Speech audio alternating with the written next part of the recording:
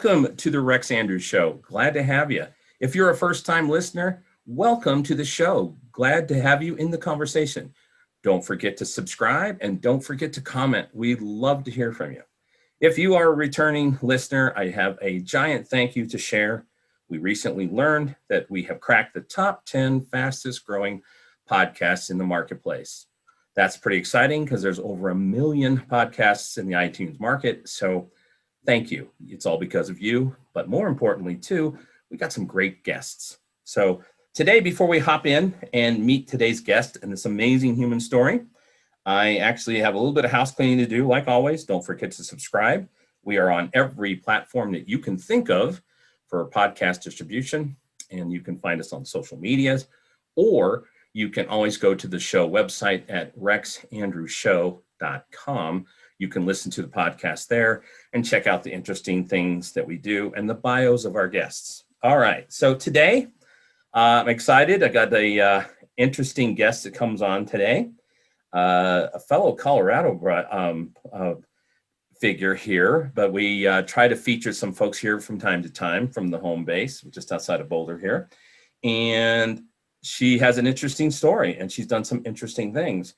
Some might refer to her as somewhat of a vagabond at one point in time of her life. She's done a lot of different things, lived in a couple of different countries, done different careers, and she's doing some interesting things now.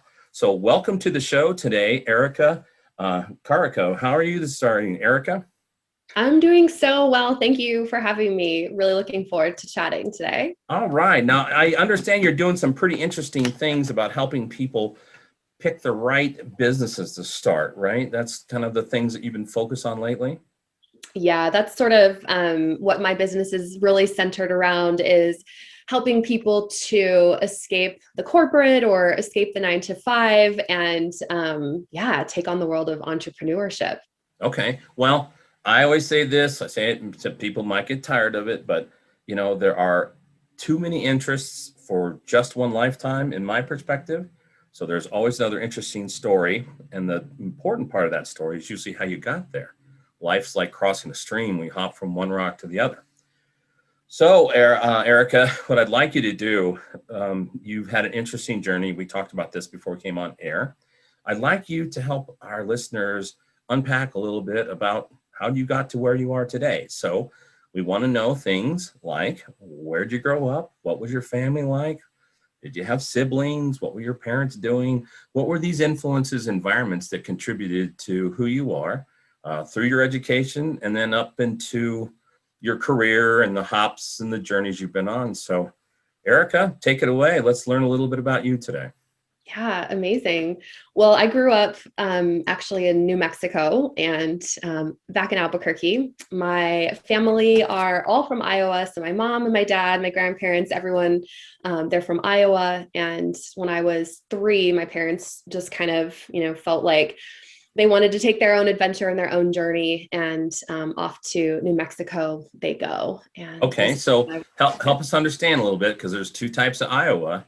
There's Des Moines, and then there's the rest of Iowa. So what part of Iowa did you grow up in? We're the rest of Iowa. So okay. I was actually born in Des Moines, but my dad was from a farm about half an hour outside of Des Moines. So grew up really rural. And my mom was raised by 2 teachers up in the Cedar Falls, Waterloo area. Okay. I always ask because, suburban and rural backgrounds have different contributing factors. Okay. Yeah. So they came to a decision point and took exile in New Mexico. Well, let's go to the story to there. Yeah. So I was raised in Albuquerque, and I was there until I was about 15. So my parents actually split up when I was 7. And my dad moved up to the mountains and sort of had this house up there, and we had horses and grew up, listening to country music, in horse shows, wearing the Western hat and the Western cowboy boots and all the things. And my mom stayed down in the city. So I kind of had a dual life happening there. Okay. So how old were you when your parents divorced? I was 7. 7. Okay. So fairly young. Okay. Yeah. And I'm assuming, just like most 7-year-olds, that was probably a fairly traumatic event in your life? Yeah, I think it was, yeah, I mean, it wasn't the actual split for me. Actually, this is coming up for me a lot right now because I'm in the process of also separating from my husband now.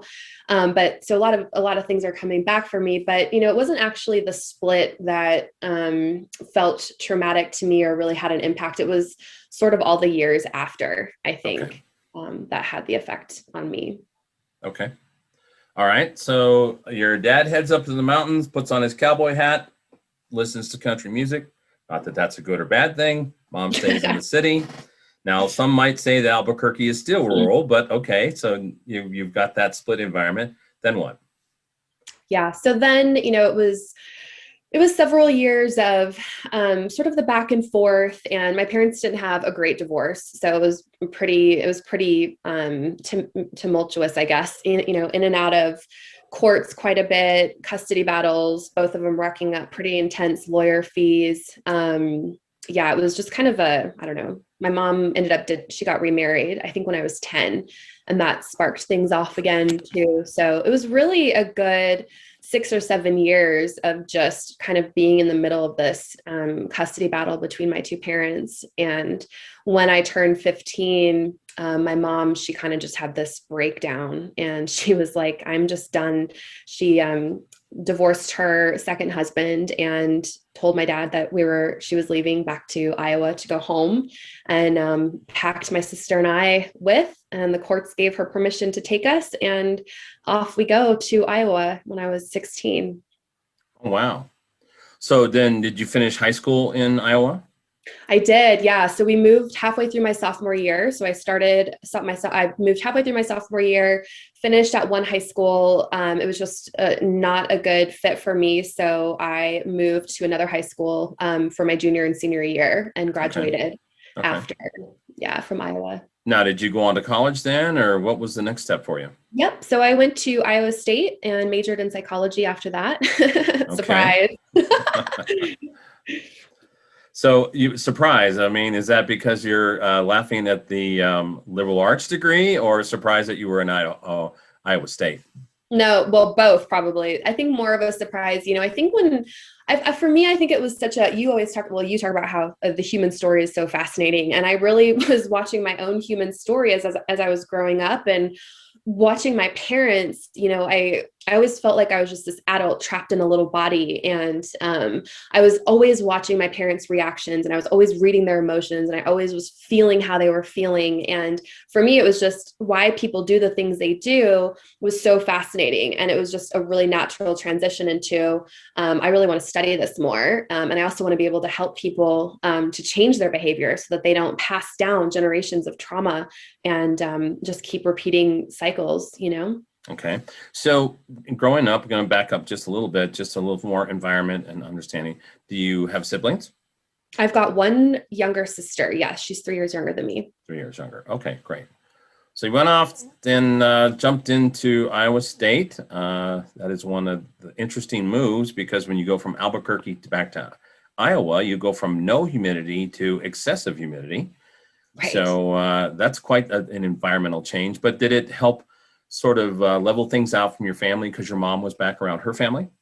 Yeah, it definitely alleviated a lot between my parents. I think for me, I actually had to go into court and say that I wanted to go with my mom, which was I know I really hurt my dad at the same time. And so my dad and I didn't talk for a few years after that. But the tension was gone between the two of them.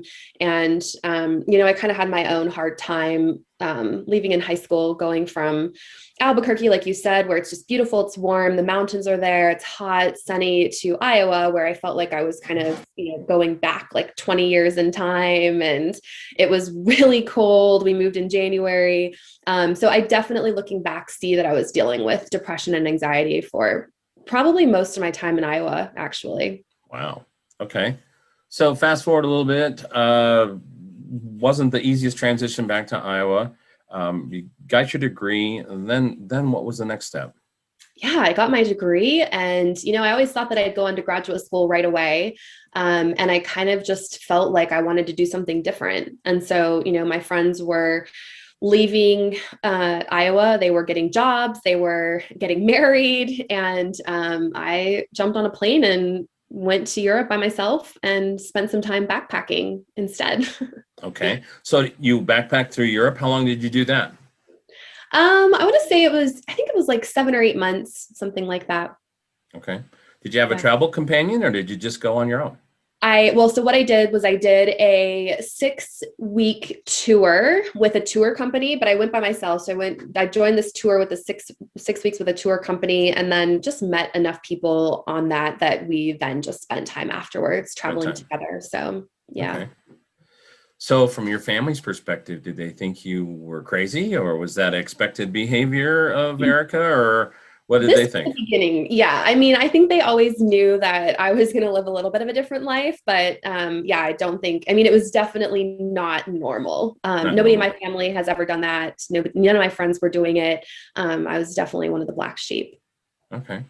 Well, well, so black sheep, but certainly maybe Golden what's sheep.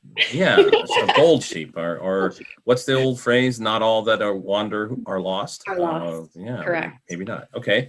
So after now, what made you decide to give up on the vagabond life of being a backpacker around Europe? What brought about the change? Well, that's a really good question. I resisted that really, really fully for about 22, until I was 25. So about 3 years. Again, I saw my friends starting to build these corporate careers, and they were starting to earn money, and they were buying new cars and houses and getting married, and some of them were getting pregnant. And I just kept feeling like that was not the life I wanted to live. I wasn't wanting it. I wasn't excited about it. And so I really resisted, falling into that. But for whatever reason, I did feel like that's what I should do, right? I should get a job.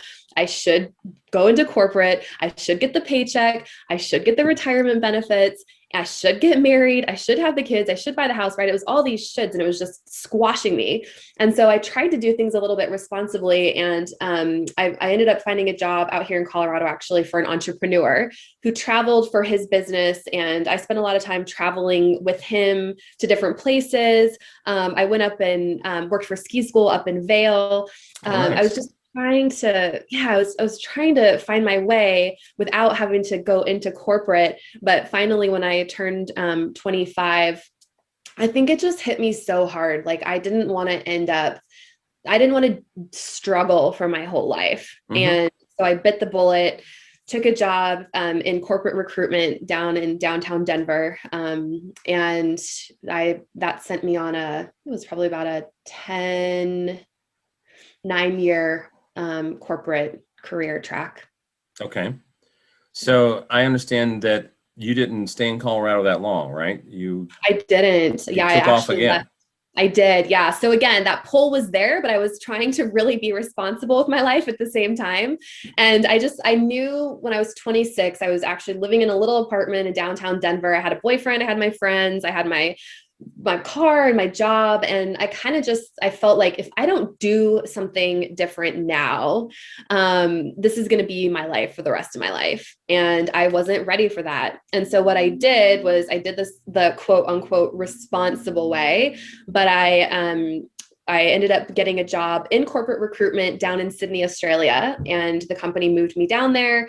And I just felt like, okay, well, at least I'm doing something different. I'm living in a different country. But I've still got the corporate job, and I'm still getting the paycheck, and I'm still getting the benefits. So I kind of felt like I had, the best of both worlds in a way.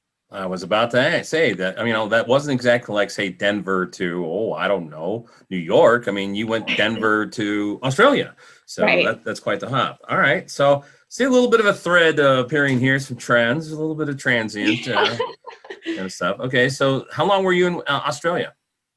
I was in Australia I was in Australia total for about 7 years.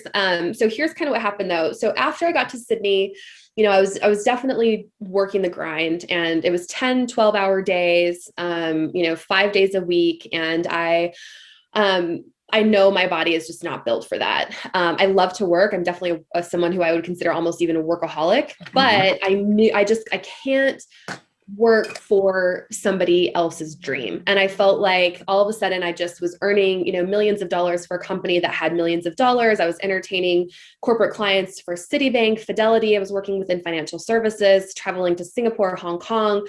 And I felt like this underlying sense of I'm not making any kind of a difference in the world right now at all. Nobody would give a flip if I like fell off the face of the earth. And I just knew deep down that I was here for something so much more. And that I really, feeling burnt out and feeling, like I should feel really happy in my life and in my career right now because all the pieces of the puzzle are together, but I still just knew something was missing. And, things kind of fell apart, I think, in Sydney. Okay. So did you pack the boyfriend in the bag to go to Australia, or did you get a different one down there? I got a different one down there. Okay. Yeah, I got a different one. Actually, I donated my furniture from Colorado and donated my furniture. I gave my car to a friend. And literally, I remember shoving things in dumpsters in the back. And I left with nothing but a backpack and a box. Wow. Broke up with my boyfriend, left my friends behind, and started over. That's brazen, but that's cool. I think that's a great move. Okay, so you were down there a total of 7 years, and then was it a restless bug? Or was there a pivot point? Was there aha? What made you decide, all right, this isn't exactly what I'm doing? I mean, you just talked about you felt that you were building someone else's dream. Was there a boil over point? There was a boil over point. Yeah. So it was about 2 years in, and I started really feeling exhausted. And I was, looking back, I see how much I was struggling, but every day I'd jump out of bed, my feet would hit the floor, and it would just be like this overwhelming sensation of how am I going to get through the day? I was living for the weekend. It was like I was crying in my pillow on Sunday nights. I was trying to get through Monday and Tuesday. And then it was like, oh, Friday's almost here, and then Sunday night crying in my pillow again, can't do this. Waiting for the next vacation. I was drinking wine every night. I was overeating. I was binge eating. I was over exercising. I mean, I was doing everything that I could to just not feel the discontentment that I was feeling. And I really hit a point of rock bottom where I started having panic attacks, and I was feeling such anxiety. I went in to see a doctor, and I was asking him, like, can you just give me something? Because I can't live like this anymore. I feel like my heart's just going to beat out of my chest. And he looked at me and told me to take a deep breath, and I did. And he said, I'm not going to give you medicine. That is not what you need right now. What you need is to go home, reevaluate your life, and make some big changes. And that is exactly what I did. Okay, so was the exodus out of Australia the same type of approach as Denver? Did you, unload everything and catch a plane? I did. So actually I quit my corporate job, and I was dating someone at the time who I did marry him later. And him and this actually happened when the economy crashed it was 2008 in Australia, or no, 2009 in Australia. I think it might've been 2008 here. And corporate recruitment. I mean, our companies were laying people off left, right, and center. And my boyfriend at the time and I were like, well, let's just go, let's do the thing. And so we both quit our jobs and we sold everything again. And this time literally had nothing but backpack. And we took off and actually spent an entire year backpacking through third world countries. Oh, wow. Where all did you go? We flew from Australia to India, and we spent about 6 to 8 weeks in India. Then we flew over to Thailand and did all of Southeast Asia. So Thailand, Laos, Cambodia, Vietnam, and up through China. And then we flew over and spent about 6 months camping in Africa. Wow. I think we did maybe 18 countries in Africa as well. Wow, that's fun. It's a venture. Okay. So I'm guessing there was a point that you said, all right, we're done with this. What happened next? Yeah. So, again, by this point I was 29, and this, this call just kept pulling me back. Like I just knew that I needed to do something. I was here for something big in my life.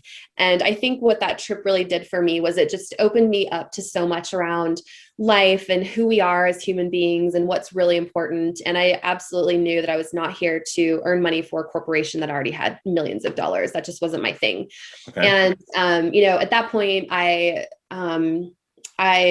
was like, okay, well, how can I pivot and make a shift, but yet still feel responsible? And so when we moved back to Australia, I knew I wanted to start my own business at the time, actually. I knew that I wanted to be a coach. I knew I wanted to create courses. I knew I wanted to teach. I knew I wanted to write. I wanted to speak.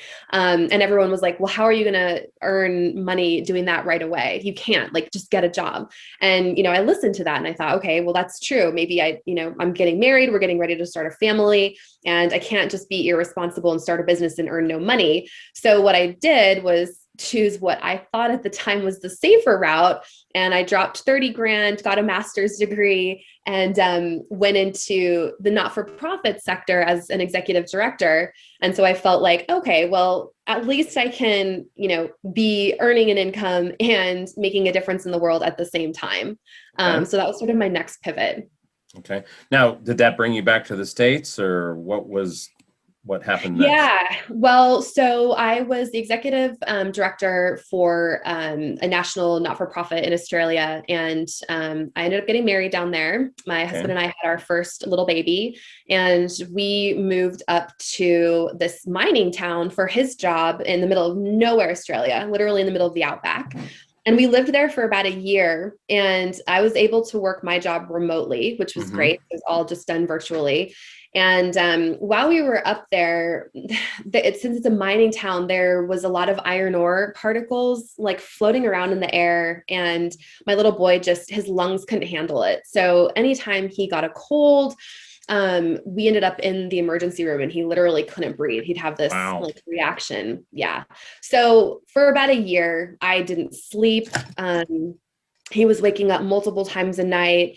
And, I think my marriage started going downhill at that point, and I was so homesick. I just wanted to come back to the States. I just wanted to be home. I wanted help from my mom. I needed someone to like hold my child because I couldn't do it anymore.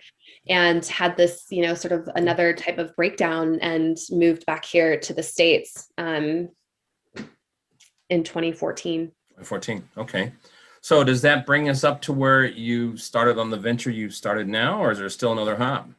There's another little bit of a pivot point. So when we came back here to the States, I needed help, and I was pregnant. So with my second child. And so we were living in Iowa. We thought, well, we'll live in Iowa for maybe a year, and then we'll move back to Colorado. So I always knew I'd wanted to end up back out here.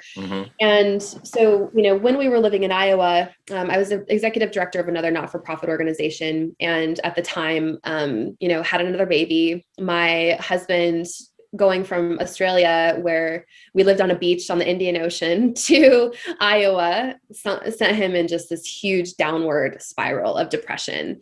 And, he really sort of checked out on life and on me and on the kids. And I checked out on him as well, because I just didn't know how to cope with that. And, I kind of hit this point where I really looked back on my life, and I saw how much I felt I've lived my life based on what I should be doing. Every career that I took was what I felt I should be taking. I never was fully allowing myself to surrender to what I actually wanted in life. And so I was unhappy in my marriage. I had a 3-year-old, I had a baby. I was still working in this career that I felt like, okay, I'm making a difference in the world right now, but it's not my own thing. I'm still building somebody else's dream, Sure. And at that point, I was diagnosed with kidney cancer. And, it's kind of one of those things where you think like life really can't get much harder, and then it just does. It just does. Okay. So were you in Iowa with the kidney diagnosis, or back here in Colorado? Yeah, no, I was in Iowa. And at that point, I didn't know how bad it was. I didn't know, am I going to live? Am I going to die? I didn't know, am I going to be, I guess I still don't know. I mean, am I going to be here to see my kids grow up? Am I going to be here to see them get married? Will I be able to have grandkids? I guess none of us really know. Right. But, Sure. yeah. So that for me was a point of just complete surrender. And even now working with clients that I work with, I find that our bodies, when we are just constantly ignoring ourselves and we're constantly ignoring that inner voice and we're constantly shoving our feelings down and doing everything we can to not feel, and we're trying to shove our, square peg in a round hole, our bodies feel that. And I really find that, my body created toxicity. It couldn't handle the stuffing everything in anymore. And it created this toxicity, and my cells started turning against themselves. And so for me, I didn't go through chemo and radiation. I did have surgery, but I realized, or I felt, if my body created this, I can also heal it and I can uncreate it. And so I really took approach of full surrender and went on a spiritual, emotional, physical healing journey. And literally at this point, pulled everything, stripped my whole life down. And I guess I'm still now in the process of really building it back up in a way that just feels 100% aligned with who I am and why I'm here. Cancer does that for so many people because it's, nobody likes to hear the C word. As we know, I did one of the very first episodes that I recorded was with a stage 4 cancer survivor, Denise DeSimone. Great story. Was given weeks to live, and it's been 15, 16 years since that happened. Went through this enormous transformation, corporate, lifestyle and great job and 6-figure income and all these things, and to the depths of depths and stuff. And so, yeah, it is such a pivot point. That's a difficult one. So move us forward from there. What happened? You got your surgery done. What was the next step? Yeah, so I had my surgery, and within 1 week of my surgery, I couldn't even sit down or lie down at this point by myself, but I started my coaching certification, and I knew that I was going to head down that path of becoming a life coach at the time, and a career coach, I guess is how I started. And yeah, I started building my business. I got certified and started building my business while just being, fully surrendered and going, learning a lot about my own thoughts and how negative my mind was and how consumed I was by just anger and resentment and really feeling like such a victim in my life, to switching that around and realizing that, there are definitely things and people who contribute to choices that I've made, but ultimately I've created this life for myself, and I'm not going to sit around and be a victim anymore. I'm going to recreate my life in a different way. And so I started building my business on the side of working full time while recovering from cancer. And I had a toddler, and I was still breastfeeding a baby at the time. And within 1 year, my business was fully booked. I quit my job and I moved into my business full time and was earning 6 figures. Nice, nice. So specifically, do you have a definition of what you are coaching for now? Yep. So now I'm a life purpose and a business coach. Okay. So I real started quick, so people can find you while we're still working on the conversation. What's your website, and how can people get a hold of you as far as that? Yeah, it's ericacarrico.com.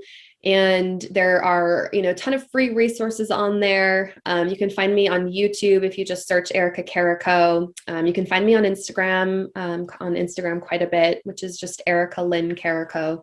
Okay. And there's a lot of free information around, how to find your life purpose and also how to build a business based on it. Okay, so help our listeners out. Spell the last name on the Carrico for us. It's Carrico. Okay, fantastic. Okay, so you started off doing some life coaching, that kinds of stuff. What is it specifically that you've morphed into now? And I want you to get into a little bit of detail for us. Yeah, so I started out as a career coach because I had, however many years of experience as a corporate recruiter. It just kind of Hmm. felt like a next natural thing, and in all honesty, because I didn't know what I wanted to do, and I really struggled with that for a good 10 years. It felt like, great, well, if I don't, I can at least help other people who are in the same boat to figure out what they want to do. So I Hmm. became a certified career coach, and that was where I built my business, hit six figures. But what I was finding was that, I was helping corporate executives or professionals who were like me, burnt out and just realizing they're meant for something more, to change jobs or to change industries. But what I was finding was that there still was no deeper meaning behind the reason why they were choosing their next job or their next career. And to me, it was defeating the purpose. I didn't want to help people go from corporate to corporate where they were going to be burnt out 3 years later, right? So I really felt like two things needed to happen. And this is where my business is now. One, ultimate satisfaction in life comes from obviously a lot of things, but what we have found is that unless somebody really enjoys what they do and they feel like they're passionate about it and they feel like they're aligned with some kind of mission or some kind of purpose greater than just themselves, they'll never really feel 100% satisfied in their lives. Yeah. And so I was really just driven to help people figure out the underlying meaning behind their lives. Why are they here? What are their divine gifts? And then also, how could they say farewell to building someone else's dream and monetize their own gifts and be able to have an impact in the world and also earn an amazing living doing it?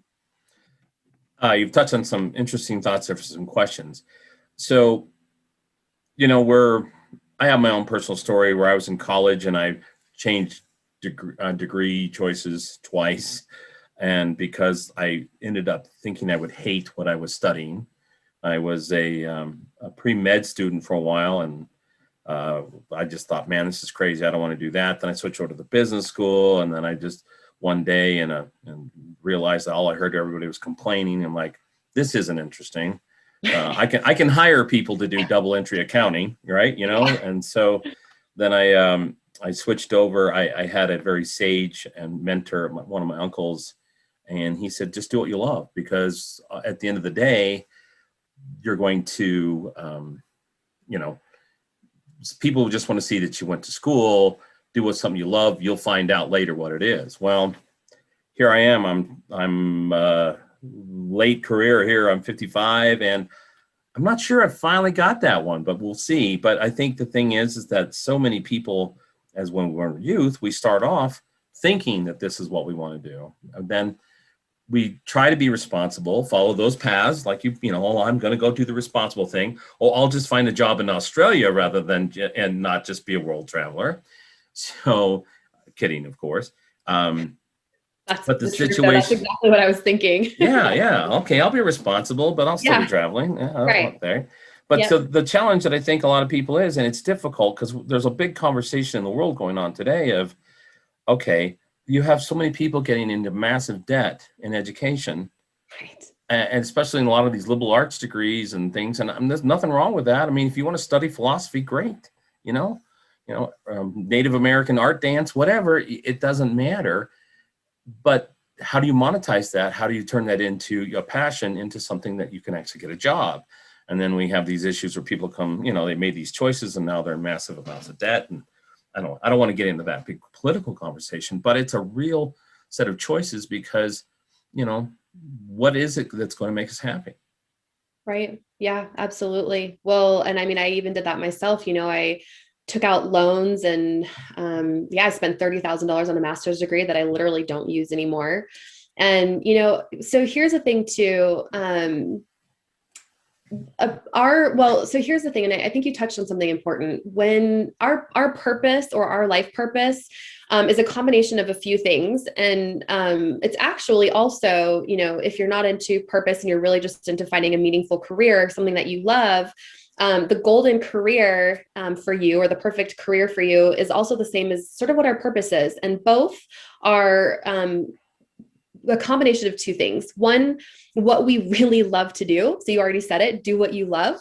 And a lot of times as adults, we don't even know or remember what that is. So I'll have my clients create a list of 30 things, write down 30 things that you love. And everyone will say, Erica, I can't get past 8. Right. So go back to when you were a child and remember, what did you do when you were little?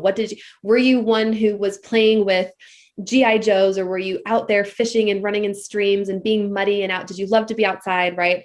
The second part of our purpose and or the perfect career for us is a combination of what we really love to do and also what are we naturally good at. So what are our natural skill sets?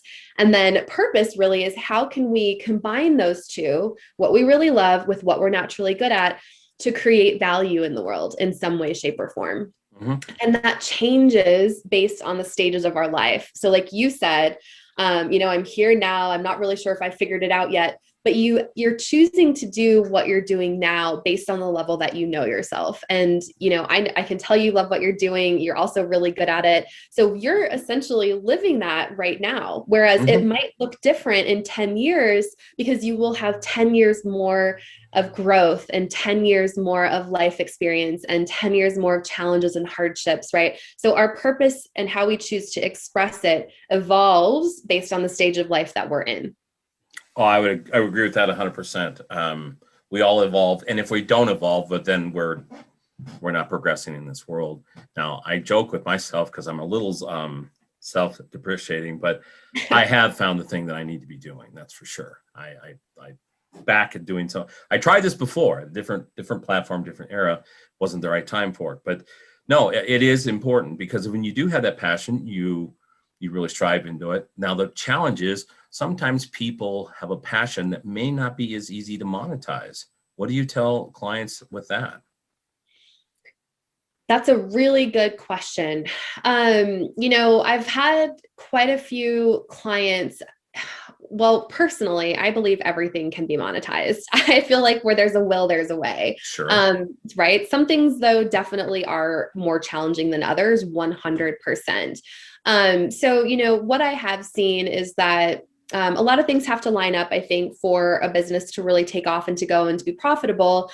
But what a lot of people that I've seen do is they will do something on the side as a side hustle, right? And eventually it might turn into something where they'll have other ways that they can now bring in money in different revenue streams, right? Maybe through like investing or stock trading, or, I have one client who is a geneticist and she wanted to start a business on the side, and literally needed to have income coming in. And she quit her sort of high powered job while she was building her business, but then shoveled horse poop at a barn because she loved to be outside and she loved to be around the animals, and it just worked for her. And she did that and built her business on the side, and she had a really beautiful life, or has a really beautiful life.